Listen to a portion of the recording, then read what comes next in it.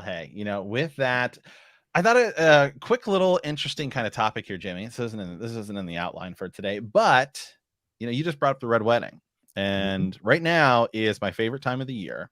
Not the start of the NFL season, but the start of the NFL new year and NFL free agency. Why is it the most exciting? Because everyone's making moves, everyone's buying players and things like that. And so, Jimmy, what is the best Song of Ice and Fire pickup?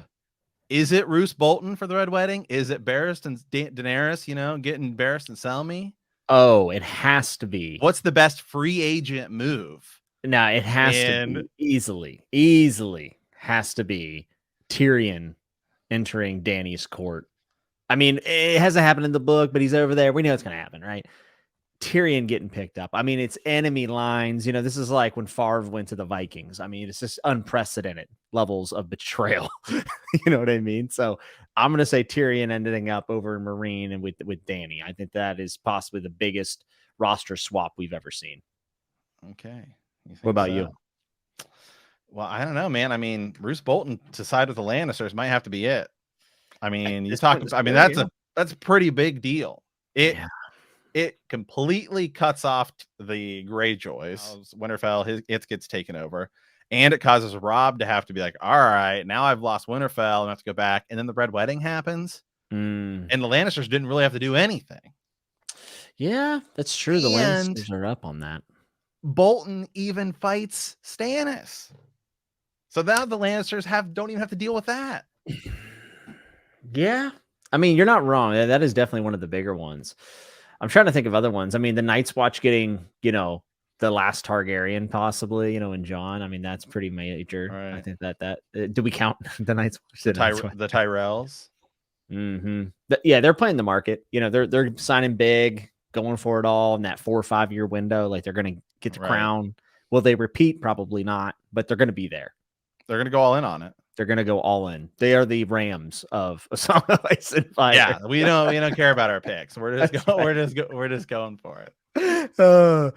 I mean, in House of the Dragon, I mean, Kristen Cole, once he switches sides, that's kind of a big deal. Yeah, Crispy Cole's definitely the X factor. Yeah. And then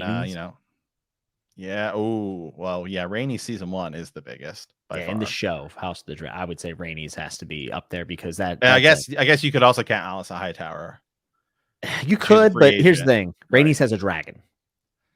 That's true. That's the difference. She's got a cannon for an arm. Yeah. And then meanwhile, back in A Song of Ice and Fire, we got Varys and Illyrio rocking with young Griff, who's like Justin Fields. It's like, is he Himothy or is he not Himothy? Like, we're not sure. Yeah. Is he going to show up? Is he real? I'm not in. I'm not buying it. I don't buy that he's the real deal. Wait, who? Justin Fields or both? Oh, apologies to our Chicago. Actually, that might be the best comparison. Young Griff might be the Justin Fields of the A Song of Ice and Fire universe. It's like, oh, he's got some flashes. I don't know, man. Maybe he's gonna be the real deal. Don't know. But you know what? Much like Justin Fields, this works for me because I'm the Ohio State University guy. I saw him at Ohio State. All right. And I can tell you, he had flashes there too, but he couldn't seal the deal. Much like young Griff. You don't think young Griff's going to sit there on the throne? No? Think he's done? He may take it for a minute, but he's not going to last to the end game. He's never going to be like a champion. He's going to burn bright, then phase out. Okay. Yeah.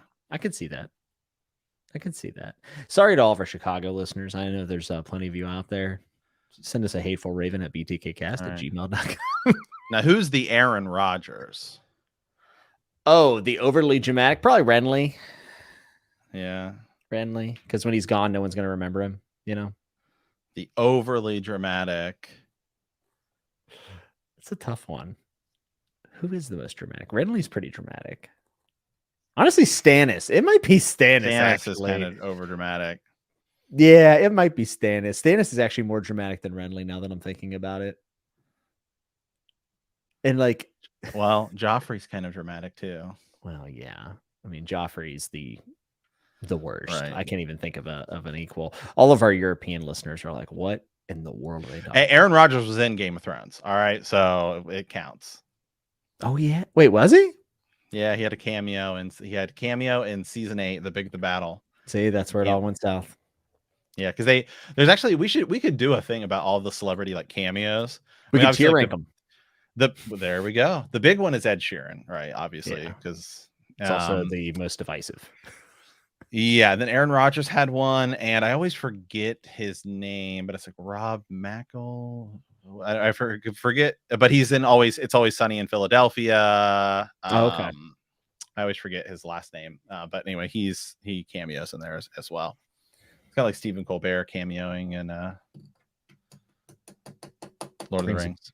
Oh, Lord of the Rings. Gotcha. I don't know if is he in Lord of the Rings or is he just in? I think he cameos in like the Hobbit movies. I don't know. I just know he's a massive Tolkien fan. Yeah, like massive. All right. Well, you know what? Hey, that's enough of NFL. That's enough of A Song of Ice and Fire free agency. Okay.